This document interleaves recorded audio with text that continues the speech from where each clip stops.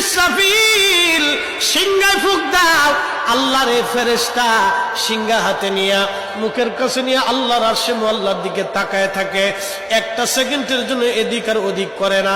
কখন রব হুকুম দিবে সিংহায় ফুৎকার দেওয়ার জন্য, যখন সিংহায় ফুৎকার দিবে কুরআন বলতেছে ইদাস সামাউ ফাতারাত, আকাশ ভেঙ্গে ভেঙ্গে ভেঙ্গে ভেঙ্গে পড়তে থাকবে।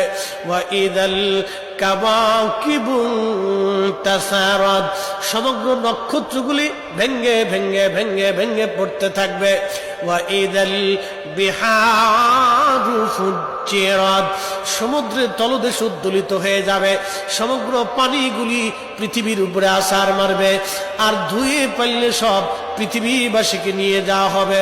ওয়া ইদাল কুবুরু বুসিরাত, কবরের ভিতরে যাহা আছে সব আমার মালিক আমার রব বের করে দিবে।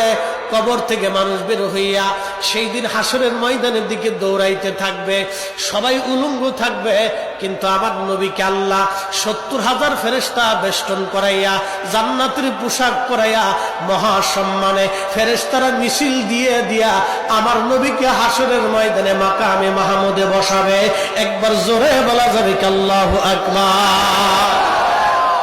বাজান মুসলমান, খুব মনোযোগ দেন। হযরত ইউনূস আলাইহিস সালামের কথা বলছিলাম, মাছের পেটের ভিতরে ইউনূস। চিন্তা করলেন মরে গেলাম না বেঁচে আছি, লাড়াচাড়া দিয়ে দেখলেন না বেঁচে আছি, দাঁড়ায় গেলেন খুদার পয়গম্বর, দাঁড়ায় দিয়ে সেজদার মধ্যে পড়ে গেলেন। মাছের পেটের মধ্যে সেজদার মধ্যে পড়ে বলতেছে লা ইলাহা ইল্লা আনতা সুবহানাকা।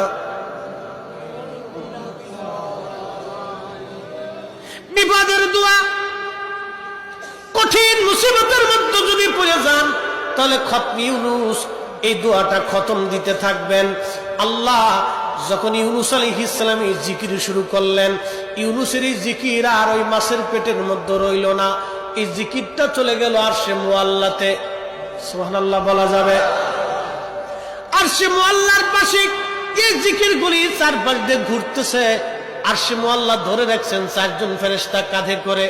এই ৪ জন ফেরেশতা আল্লাহকে ডাক দেবে, বলে রব আপনার বান্দা ইউনূস তিনি জীবনে ভালো অবস্থায় থাকার সময় আপনার জিকির করেছে, আজকে সে মাছের পেটের ভিতরে পড়ে গভীর সমুদ্রের মধ্যে আপনার জিকির করতেছে। আল্লাহ ইউনূসের জিকিরের আওয়াজ আরশে মুআল্লার চারপাশ দিয়ে ঘুরতেছে। আল্লাহ আপনি আপনার ইউনূসকে মাফ করে দেন।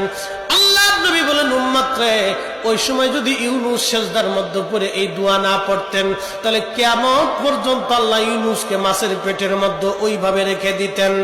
হযরত ইউনূস ওই সময় জিকির করতেছিলেন। এমন সময় ইউনূস আলাইহিস সালাম ডাক দিলেন, হে রব সমুদ্রের ভিতর থেকে আপনার জিকিরের আওয়াজ আসে, সমুদ্রের ভিতরে আপনার জিকির করে কে? আল্লাহ ডাক দিয়ে বলেন, ইউনূস তুমি সমুদ্রের ভিতরে জিকিরের আওয়াজ শোনো।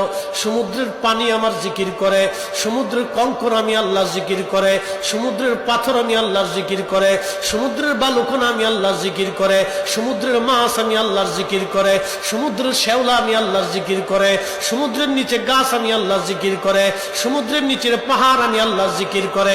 ওই জিকিরের আওয়াজ ইউনূস রে তোমার কানে লাগতেছে। আল্লাহ